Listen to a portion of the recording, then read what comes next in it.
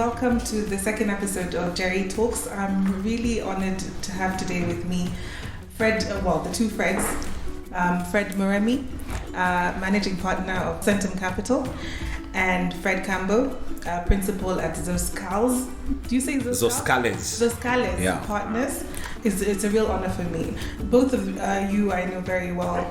Fred from working together on transactions, and Fred number 2 from London when we were together at university, maybe 5 years ago. Yes, if you insist. We're so young. We're showing our age. Yeah. Okay. So I'm really happy that you guys have chosen to come on the podcast, and I'm really glad that you're here, and I hope that we have a really good session. So today we're going to be talking about private equity.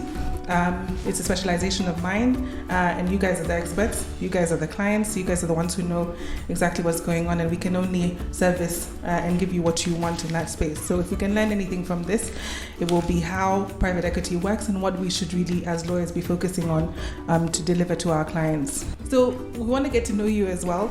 There is no information on either of the two Freds online, aside from very minimal information. So I'm going to do 3 quick fire questions each, okay, and then you guys can answer them.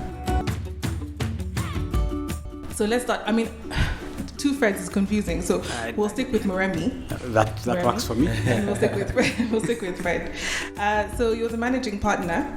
Describe your job. What do you do every day? What's a managing partner's job? Okay. Thanks, Njeri. It's a pleasure to be on the show, and with Fred Kambo, who we're just recollecting that we were workmates about 10 years back, perhaps. Yeah, something like 10 years. But only for a few weeks.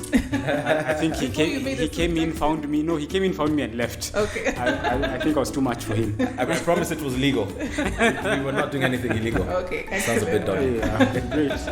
So my job, typical day is full of meetings. So we are invested in several companies, and each of them, between formal board meetings, informal meetings with management, meetings with my team, because we are always looking at opportunities to invest in.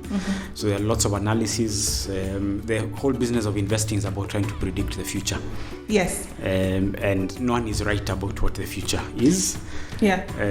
I could have my thoughts about my teammates and what I think they are definitely missing, but no one is right about the future. So it's always lots of discussions, lots of meetings, planning, re-strategizing, checking the portfolio companies. 2020 has been particularly interesting because everything we had planned for did not happen. How are you managing that? So it's interesting. So for quite a number of portfolio companies, the first thing that we thought about is how much cash do we have to run through for the rest of the year, for the pandemic. Okay. For the pandemic. First, it was just the pandemic. How are you estimating that? In March, of course, the thought was we've been locked down by the government for 3 weeks.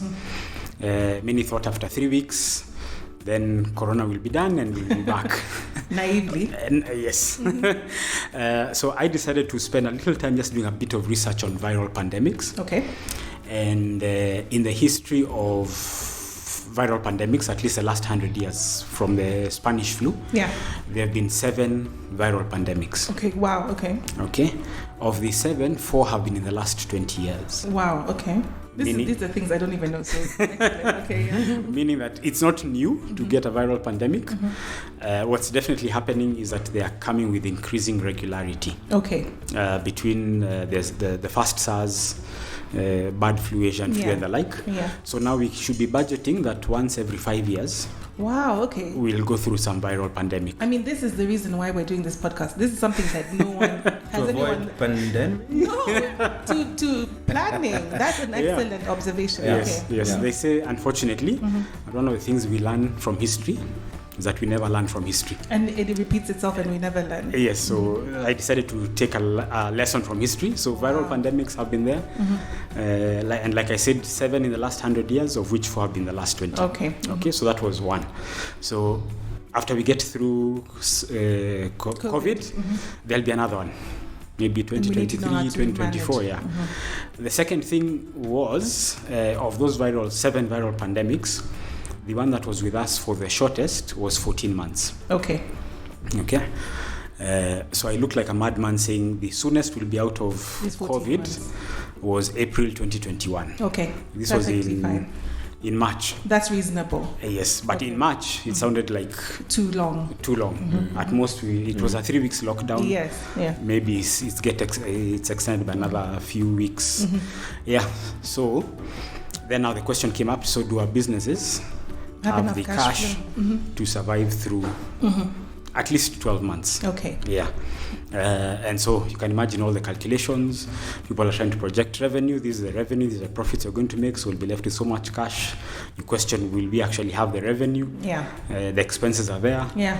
In some cases, painful decisions had to be made about reducing costs. So you made those decisions very early on? We had to make those decisions very early because every day that we continued carrying unnecessary costs was a day that threatened the viability of the business. Yeah. And so thankfully across the different portfolio companies we've managed and so far none has run out of cash. I mean that's really good. I mean, Murimi, that's why you're in your job, I guess. Tell us more. Okay, so in fact, going on to the next quick fire question, and this wasn't a quick fire question, but thank you for that answer. I looked at your qualifications and you have everything on the book except for a PhD. So anything else that you're planning? So for now, I think I've got sufficient enough qualifications to do my job. If I need any more qualifications, if there's anything I'm not able to do at the current job, it's not because of lack of qualifications. No, I think, so it may be something more internal. So I guess, I mean, you have a wealth of experience, and I think what we need to know is it the learning or is it the experience that counts? Is it something that you would have known, like how to manage the pandemic, or even doing that kind of research?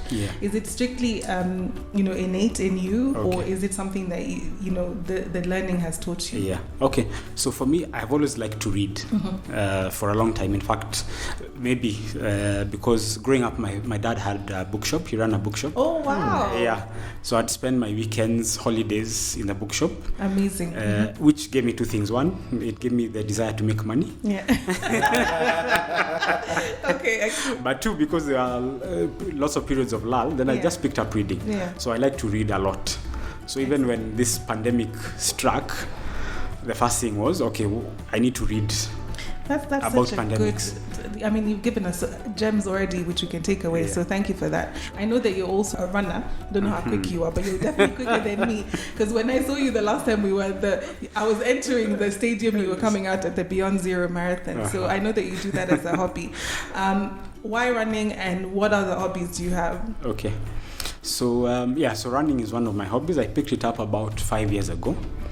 Then when I started, I could barely run 2 kilometers non-stop. And when I first did, I told my friend, I've run 2.5 kilometers non-stop. And he told me, and he laughed long and told me, please, in the world of running, don't even mention 2 kilometers. So that irritated me a bit. So I just began increasing. And when you start running, it's an achievement for you to run without having to stop, even for 2K. Yes, that's a lot. Exactly. So part of it was health reasons. Health reasons was one, but also just I do most of my running in forest. I like Karura forest, so just that free air. It helps with the distressing a lot. And a lot of thinking that you can do as well. A lot of processing goes on those runs. And so I quickly picked up, did my first 2.5 kilometers, did 5, then did 10 kilometers, then did 15. So you're doing 21 now. Wow, okay. Then I moved to 30. Okay, wow. Then now I'm doing 42. So I've done 42 kilometers thrice this year. Wow. What's the timing on that? Can we skip that? No. Even for me doing a 5K in half, because I did there's a step plan you can do for 5K, and I can do that in half an hour. I cannot imagine running for longer than 2 hours. That's way. So it's just something I just kept pushing myself. The first 42K I ran was last year. November. So I ran that. It took me 5 hours 36 minutes. Wow. I mean, that was a pace of 7 minutes 56 seconds per kilometer. That is amazing. So this last one, a year later, I managed to cut a minute off my pace. And are you still going? So you'll do ultra marathons. Are you going to do that? I don't know yet. 7 marathons in 7 continents. Yeah, and are you going to like Berlin, London, New York, all of that? I don't know yet. For now, it was just let's see how far I can go. So, do you have time to do anything else aside from the running and the obvious reading and the work? So before, my other hobby that I'd picked up a while back was golf. Okay. But because of just the amount of time it takes, I could hardly do it. So I was a public holiday golfer. Thanks to Corona, it's helped me manage my time a bit. So now I can at least do it once a week. That's nice. But any golfer will tell you that is just not enough. Not enough. I think golfers are very passionate about the sport. Yes. Constantly looking to hit the green. Exactly. Let's go. Do you play golf? No, I don't play golf. I stick to the running and the tennis. That's But Fred, I know that you play polo. When we say polo, does anyone actually know? That's so exotic. I know. First of all, it's a very rich man's sport. Yeah. Prince Harry and Prince William are known to play that kind of. So, can you tell us how you got into it? So, I'm obsessed about competitive sport. So, for a long time, I played basketball to a high level for, I want to say, 20 years or so. Wow. But there's in a sport like basketball, a time comes when you just can't compete. Knees gone, ankles gone. Younger, stronger. Exactly. And so I was just getting really frustrated that I really couldn't compete the way I wanted to. And I was complaining to a friend of mine who I used to play basketball with, who now plays polo. Okay. And he said, you should really consider polo because it's really competitive. It's a team sport, which I would like. And you can compete to really mature, let's call it a mature age, competitively. So for example, at the Kenya Polo Association, you have people who are still playing in their 80s. You have people playing in their 70s and properly competing. Okay. So for me, something clicked and I said, okay, this is something I can do. So that's how I started. So I took a year to learn how to ride because that's the most important thing. Then once I learned how to ride, I went all in. It's just occurred to me that none of my hobbies are team sports. That's true. I wonder what that says a lot about me. you. I know. I think it's a self-competition because even I don't like running necessarily in these marathons and etc. because I feel like I'm being left behind. Whereas when you're doing it yourself, you're competing against yourself and training yourself. But maybe that's a lawyer thing as well. So Fred, I know that you also went to Nottingham Law School. You went to law school. So all of us are lawyers, I guess. But you decided not to go into, the formal practicing route. Why? At the risk of offending the lawyers in the room. And there's many of us. and there are many. What do you call a collection of lawyers? Is it a school? A shark-infested pool of lawyers? Anyway. An education. An education of lawyers? A congress? I don't know. Anyway. Like Murimi, I always was reading when I was growing up. I was also very lucky in the sense that my parents were big readers, so the house was always full of books. So I was always reading, and it became one of those things where if you're always reading, people then tell you should be a lawyer. It's one of those things. So that's part of it. The other side to this is very young, and I don't know how this ended up happening. But very young, I found this book, Barbarians at the Gate, about KKR. Yes, I read it, but when I was much older. You'd have to. So I read it when I was something like 12 years old. It's about KKR taking over Nabisco, a big biscuit manufacturer in the States. Okay. I have no idea why it was in the house, but it was there. It was my mom's, and my mom has very little interest in corporate business or anything like that. And I loved it. And I said, wow. This is what I want to do. I want to be an M&A and blah, blah, blah. So even when I went to law school, it was with the idea of becoming an M&A. So you knew already? Lawyer. I knew. Well, I had an idea. That's what I wanted to do. I went to law school thinking it was all going to be humanitarian, human rights law. Look at you now. Look at me now. Wow, capitalist. So that's why I went to law school. It was to learn how to be an M&A lawyer. Then during law school, I took a year and did an internship and this is where I'm going to offend everyone. I quickly realized that when you start, you do very little of that deal making. Of course. Very. You do photocopy. You do a lot of photocopying and that kind of stuff. And I thought, you know what, this is not for me.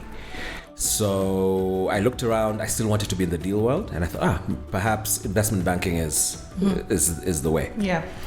So as soon as I finished my law degree, I went to business school, still in Nottingham. Yeah.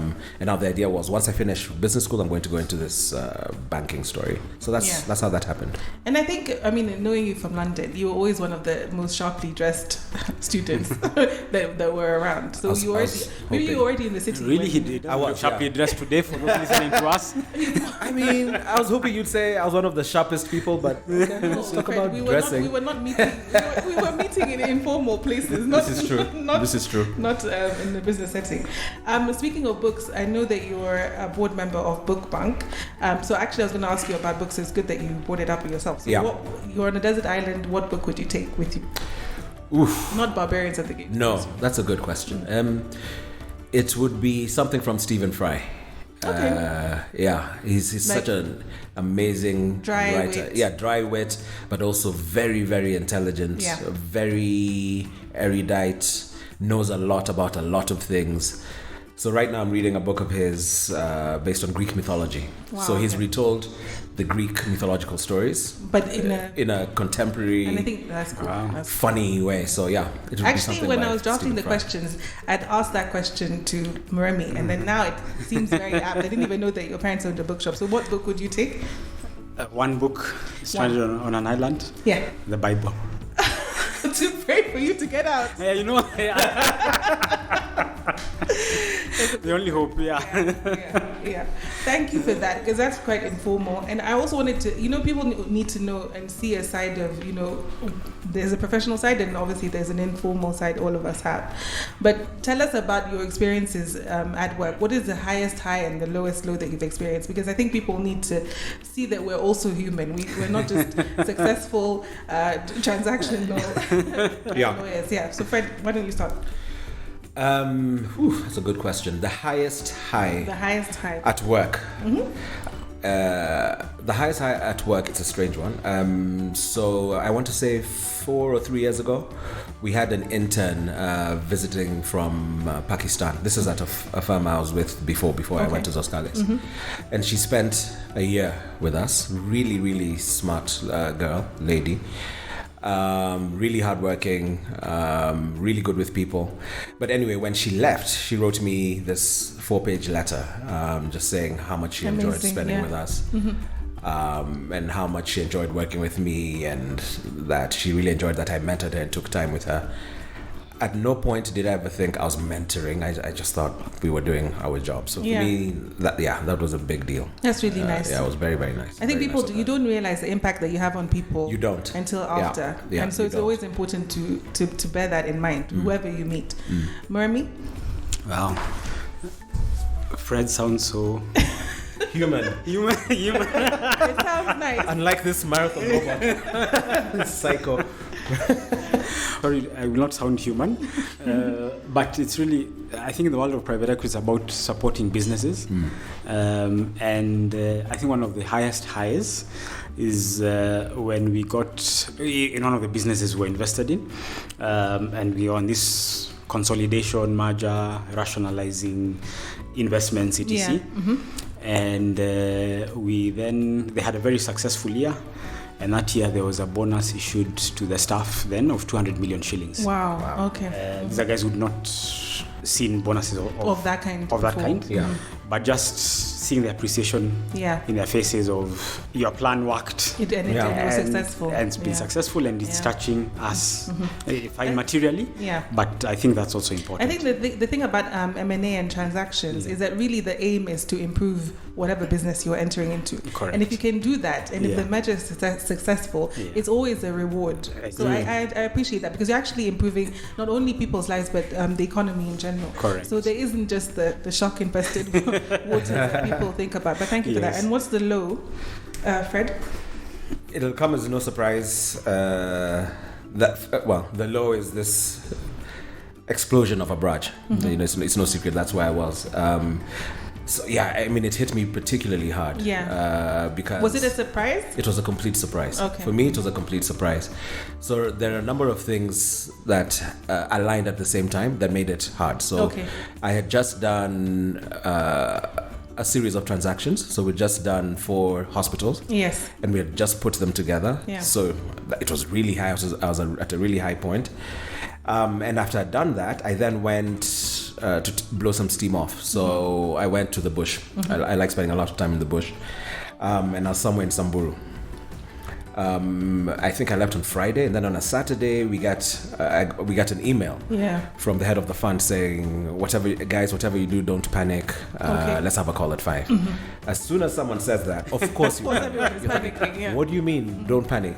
There's nothing else said. Yeah. So then I Google frantically, and I see the story on the Wall Street Journal. Yeah. And then just out of interest, what are you Googling at this point? Abraj news, that kind of thing. Yeah, because I'm thinking, what's going on? Because he didn't explain. Yeah. And then obviously, because I was so remote, I hadn't been seeing the text and things that had been flying. It turned out that there'd been a lot flying. So that then I just knew, oh my, this is bad. This is really bad.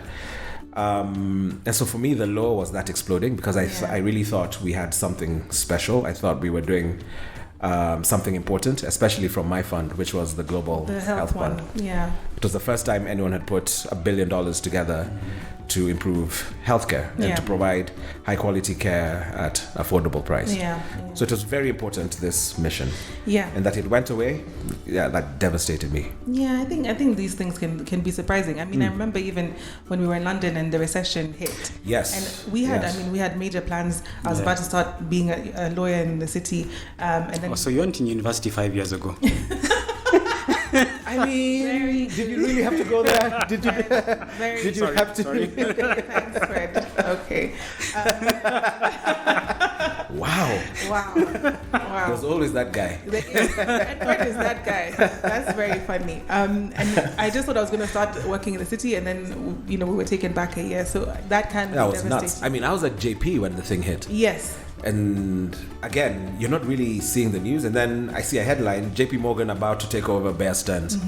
I'm like, what are you people talking about? And then we were called back to the office to now start doing work, modeling, blah blah blah. So again, it just comes out of nowhere. It comes out of nowhere. Kicks you in the teeth. Okay, so we've learned so much already, but I want to know something that no one would know about you. Murimi, keep it clean. He hasn't told us about his lows though. Oh, sorry. Let's go back to the lows. Okay. I was hoping to skip that. No. What a criminal.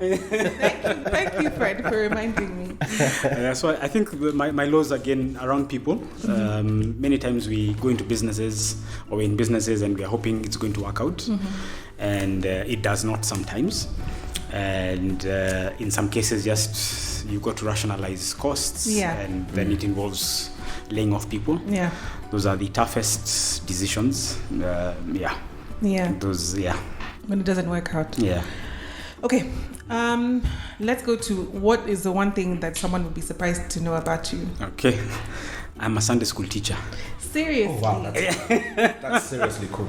Yeah. As in for kids or for adults or for... not good kids. Like human being children, and actually teach 5 to 6 year olds. Wow, I love that. That's super cool. Yeah. You would be the coolest Sunday school teacher. You know how it can be dry material, but you need to make it interesting. That's so cool. It's one way to blow off the madness of the entire week. With the 5 to 6 year olds. And they must ask you really intense questions. Profound. That's the most very, very profound questions. Yeah. And they're just so open, and they share. And their thoughts on what you've just told them, exactly. etc. Yes. And they're also very happy to contradict the teacher. Fred, please keep yours in the same humble, biblical, and clean. I mean, I could, and I wouldn't be lying, but not a Sunday school teacher. But it's interesting. So mine is completely opposite. But although maybe depends on who would be surprised or not surprised. But one of my other hobbies, apart from sport, is music, and I DJ. Okay, let me put it like this. So our speciality, I'm part of a DJ crew. Oh, you're it's part called of a crew as Click. well. Okay, And our speciality is hip hop. Oh, Oh wow. Yeah, Okay. so fine. that's what we do. Cool. Yeah. Cool. That's very cool. Are we allowed to ask what his rates are? Can you tell Our us the party name on again? Friday. I mean, we're expensive, especially for managing partners at Centum. Yeah, exactly. But we can arrange a rate for for those who share names. So what's it I'm called? happy to. Boom Bap Click. Boom Bap Click. Yeah. Very Boom Bap cool. Click. Okay, Yeah. so anyone can Google that. and We're check. on Instagram, all that stuff. Okay, cool. Yeah. Oh, very cool. This is nice. Nice to know that we all have something else that we do apart from the work. But let's turn to the work now. Okay. And I think people have different perceptions of what private equity is and what it means. So, what is that private equity? Okay. So for me, my view of private equity, it's really about supporting entrepreneurs in two ways. One is many people will start up businesses. They'll be very successful in those businesses. And I think the continuity of those businesses is dependent on other investors coming in. Yes. At some point. And if you started up a business, and I think if people knew if I start up a business is going to die with me, there'd be fewer and fewer people starting businesses. Yes. But if they know there is continuity coming, I think then people are willing to take the plunge. Yeah. And I agree with that view. Yeah. Fred, what do you think? No, I think that captures it. Often when people hear private equity and we're talking about private equity, people think it's about doing deals and all this kind of stuff, but it's really not. It's a craft. For me, I think of it as a craft. So it's an apprenticeship business. You can't go to university to learn this stuff, and a big part of it is exactly what Murimi said. It's about helping entrepreneurs, business people scale, helping them be successful. And there are a number of things. So there's capital, of course, but then there's also experience, value creation, access to networks, that kind of thing. Yeah. Yeah. Okay, so I think one of the things that you said, Fred, that was very interesting is about the portfolio companies themselves. Yeah. And if a lot of people know that there's continuity, or anticipate continuity, they need to know how to manage the portfolio company to make it interesting for someone to come in, an investor to come in. And I think that's one of the things that we always struggle with, because when we look at the companies, the books and everything else may not be in the pristine way that an investor may want to look at. So when you look at a portfolio company or potential, what do you look for exactly? Yeah. So I think for us, at the basic of it is this company able to generate cash? Yeah. Because many companies that we look at, they have products, they're in the market, they're selling, but they're not getting paid. Yeah. So effectively, they are funding their customers. Yeah. So any business which is not able to generate cash and have cash in the bank, extract that cash at the end of the day, it sounds very simple, but surprisingly, very many companies are in the business of funding their customers rather than in the business of making money. So for us, it's the first question is this business actually generating cash? Yeah. Fred, for you? Yeah, it's the same. So the cash question is a big deal for us. It's something we really take seriously. And like Murimi says, it's simple, but often the simple things are not easy. So yeah, that's a big one. And then the others are on management. Yeah. We really care deeply about management. We don't necessarily expect them to be perfect, but it's things like integrity. That for us is non-negotiable. Then an openness to learning, an openness to sharing ambition. And guys who work hard and who really I've also try. seen that you call it the ZP way. Yeah. That's the social impact aspect of all your investments. So what are you looking for when you're looking for a portfolio? So it's companies that are really doing well commercially. That's obviously really important because we are looking for a return. But at the same time, what really excites us is that aspect is married to what people these days call impact. I hesitate to say that here because it means so many different things to so many different people. Yeah. And it's become a bit of a buzzword. Yes. So Agreed. I try to play it down. But I do feel, and my partners as well, we do feel a responsibility for where we operate. just because we're from here. It's not even that deep. So in the East African region. Yeah. So we want to see this region do well. We want to invest in businesses that help us in that mission, and so that's a big part of the ZP way. Yeah, that's great. Let's go. You've now identified the portfolio company, and you're now getting to the actual deal itself. I'm going to talk about the Genesis transaction because we worked on it together, Murimi. We didn't sleep. We did a 3-day, I think, exercise of trying to get the SPA signed. Yeah. And for me, the most interesting thing was, first of all, your determination to get it signed at any cost. I don't care who leaves the room, who doesn't leave the room. And also the commercial considerations, which were a big factor. Yeah. And in fact, I remember you telling me, you need to go back to your client, Njeri. Ask the client what they want.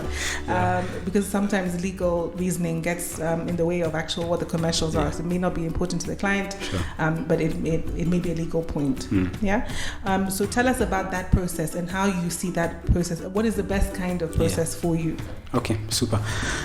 So to the two questions you raised. So the first one, as far as closing deals, I believe in striking it while it's hot. Yeah. Because sometimes if you drag it out, there's too many lawyers in the room, each of them wanting to show how clever they are. that was not me. No, of course not.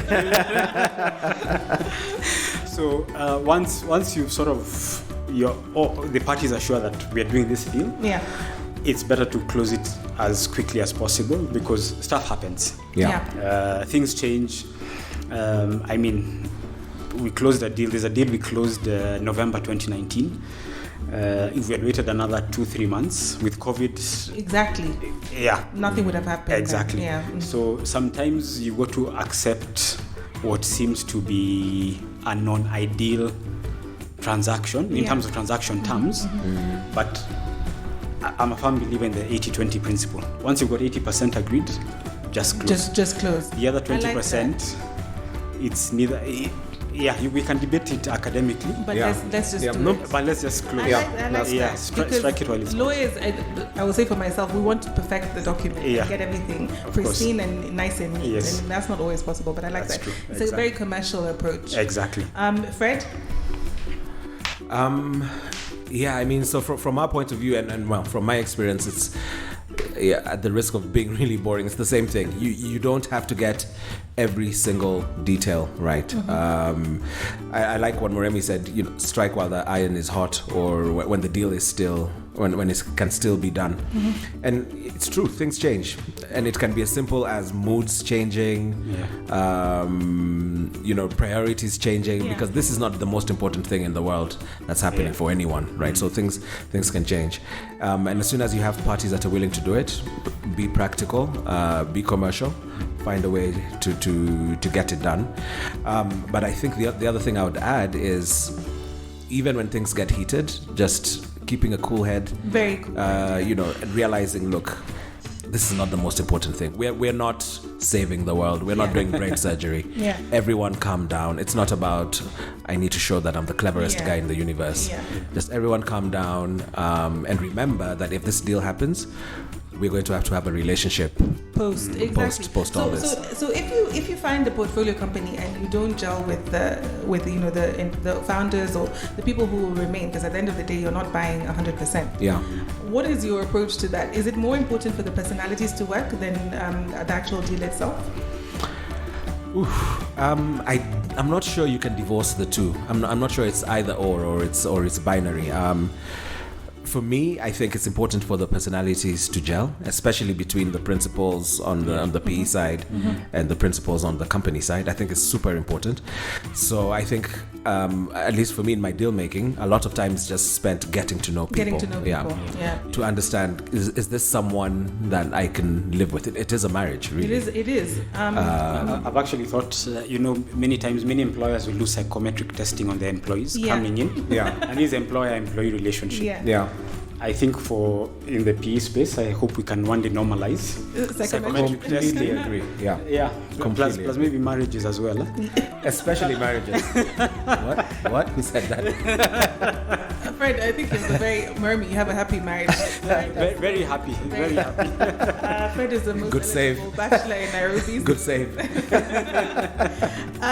Yeah, so Murimi, what do you think? And I also want to understand from you, when you're looking at a transaction, what are the non-negotiables? Like, for example, is it a board seat minimum that you must ask for? What do you want to see for yourself on the deal? Okay, so for me it's mainly around, because for us what we're chasing is return. Yeah. So it's really a question of what sense do I have that the cash flows I'm expecting will actually be generated and delivered. Yeah. So it's really around the control of cash flows is a key. Now, how it will vary from deal to deal. Okay. In some cases, maybe we do need control of the board, for instance. In some other cases, maybe I shouldn't even be on the board. Okay. I might be destroying value if I go onto the board. Yeah. So it's really around, particularly if you have a good management team. Board meetings can be pretty much formal affairs. How do you make that assessment though? Because it's always very time restrained. Yeah. Yes. The transaction has to happen. The due diligence is just telling you very concrete information about the business itself, but not about how it's run. Correct. How do you make that assessment? Yeah. So I think part of the due diligence really has got to be around assessing the people you're going to be entering into partnership with. And so if you're not getting a good sense of that you can trust the management, then you've got to now build very many controls around that. Yeah, okay. That's when you look for board seats. You even want to approve budgets. You want to even be signatories to the bank accounts. Yeah. In some other cases, it's a credible management team. And you just wait for your dividend check. Let me ask for lawyers, because when we do a due diligence for you, and Fred, you can also answer this, we don't get into that kind of detail. Yeah. How can we help you as a PE, the manager, to get that understanding? Yeah. What can we do to improve our own delivery? Okay. So I think what lawyers could do in this whole process is there's always I think once lawyers understand that we are in it for return, we're looking at the future, where is the cash going to come from, then looking back and saying, okay, if we expect this company to be able to pay out 1 million shillings every year because they are going to be generating turnover of 10 million, then these are the expenses, etc. As you're going through the due diligence, it's then testing those assumptions. In the past, have they done this? Okay. So continuously testing the assumptions that the incoming investor is making. Okay, fine. So I think that's a very good question to ask at the beginning. What is your assumption on the business? Yes. I mean, for me, where I see lawyers really, really shining is when they themselves see themselves as beyond mere technicians. Yeah. So it's not about contracts, it's not about due diligence checklists and that kind of thing. What I find very valuable is a lawyer who's self-confident enough to think of themselves as a counselor to a client or an advisor. Yeah. So they take a wide view. Yes, we're going to do these documents. Yes, we're going to do this due diligence. But do you mind if I spend some time with this management team? Yeah. And then I can come and give you a sense of what they're all about. Because you, as lawyers, you've seen so many businesses, you've seen so many transactions. And so if you're able to come and tell me, something smells fishy about this guy, it's not going to show up in any documents, but just the way they comport themselves makes me feel nervous. Okay. Or the way they're responding to questions we're asking makes me feel like you'll have a problem with them once you're in. So and I think that's very important. Yeah. For me, look, and that's where this thing is going, right? With automation, AI, more and more the technical aspects are going to become less and less valuable. Yeah. It's and less actually, about the the due diligence, we can reduce it to one page. Yeah. We can tell you, these contracts need a change of control, so you will have to do this. Yeah. These are the number of employees. We can tell you the rudimentary, but we can't get into the nitty-gritty without actually having that interaction. And getting to know, giving you more than just the technicals. Yeah. So that's very helpful, I think. So let's go into 2021. You've predicted April 2021, Murimi, for the start of basically the year or financial year, as it were. Yeah. What are your predictions for what it will look like after April? Yeah. Okay, so of course now we are just getting the news of a new variant. So I don't know whether that extends this pandemic runway even further out. We also have news that the variant is going to work for the vaccine. Yes. Or at least they're saying that it will work. Or rather, the vaccine will work for the exactly. Yes. Okay. So it may not be as bad. Exactly. Yeah. Mm-hmm. So assuming the vaccine works and is widely distributed as we anticipate, then we should begin seeing recovery of economic activity. Do you think quick recovery or a slow burn?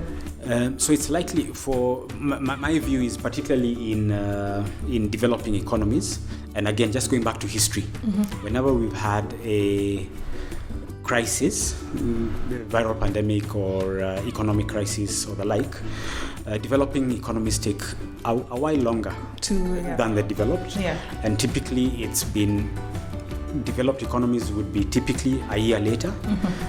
Developing economies is another year after the developed economies. So we may continue to see subdued economic activity probably until 2022. Perhaps. Fred? That's my working assumption. Yeah. I mean, so for me, the things I've been reading suggest, at least for East Africa, which is for us, that's really where we operate. The consensus forecast seems to be that growth will really rebound quickly. Yeah, but like Fred, I'm quite skeptical. And even if it does, and when they talk about growth, they're really talking about things like GDP. But how does GDP translate to cash from a portfolio company point of view, or indeed food on people's plates? I mean, yay for GDP growth. It helps us with our documents when we're going fundraising. Further fundraising. It's wonderful. But I think from a portfolio company point of view, it's probably going to be a slow burn. We were fortunate in our situation from the point of view where all our portfolio companies so far this year performed better than they did last year. That's amazing. Well done. But they didn't perform as well as the budgets that we had set had anticipated. So there's still some underperformance from that point of view. And I think we're going to be here for a while. I think it's 2022. But Murimi, after all of that research, isn't the lesson for us to be self-reliant and not reliant on developed nations so that we can then be prepared for the next pandemic? We need to be building our own infrastructures. That's true. If I took a very maybe not pessimistic view, but if I took a view that there's of course a lot of interest in Africa, there's a lot of interest in developing economies. The question is, will the developed or other countries allow us to flourish as we should? Okay, that's a very interesting. So you think that they're holding us back?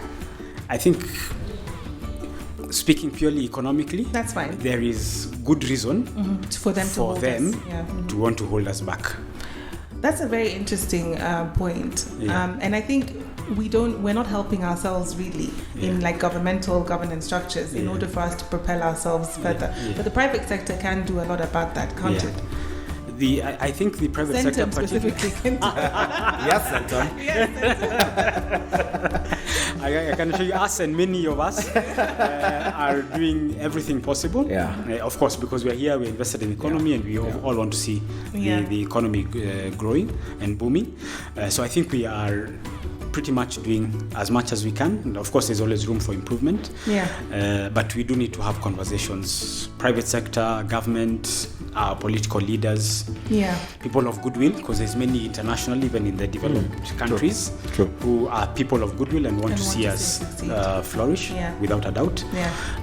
We all need to work together at this. Well, let's hope for the best. I mean, definitely what Fred is on the opposite side of you, so one of you will be right and we will see. Obviously, we all hope, for lawyers particularly, for a quick recovery, which means better and bigger transactions for us. The diversification of the type of investment. So, for example, pipes. Is that something that you guys are looking at as well? From our point of view, it's not really in our mandate. I think they're interesting. I think there's certainly something.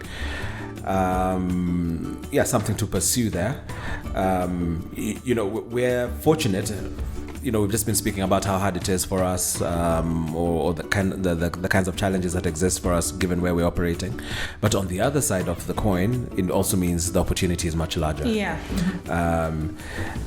I still laugh about all the hoopla and euphoria around Africa Rising and what actually happened with that. It hasn't really lived up to all the euphoria. But it doesn't mean that the opportunity isn't there. It just means it's more difficult.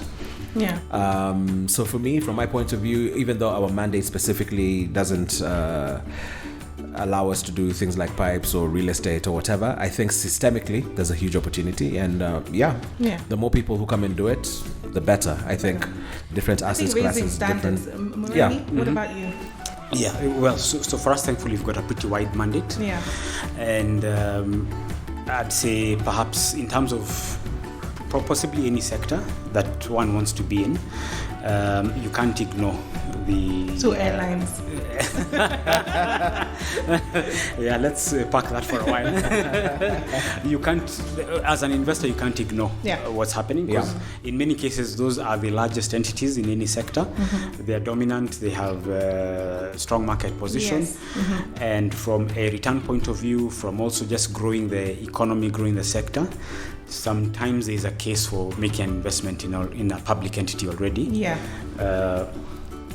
Then looking to grow a small. And raising that standard, because sometimes that public sector element means that there's a lack of the stringentness that private equity can bring to that kind of investment. So 2021, let's package it in one word. What's your word, Fred? 2021, resilience. I really think we still have to be resilient. Keep an eye on things. It's not on off and suddenly now we're winning again.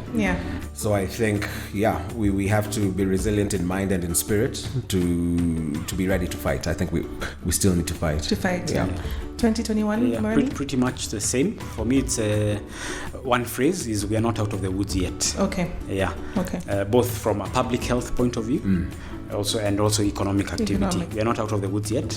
So I think there's a good case to make that let's continue to be conservative, both in terms of how we interact with people from a public health point of view, but also for businesses that they're projecting, let's continue to be conservative, particularly around how we spend, how we invest, because we might be in this season for a while, a few more months.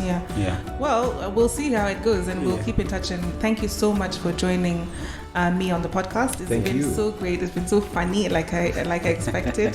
Thank you for bringing your best selves. Oh, yes. See you in court. See you guys. Thank you so much. Thank you.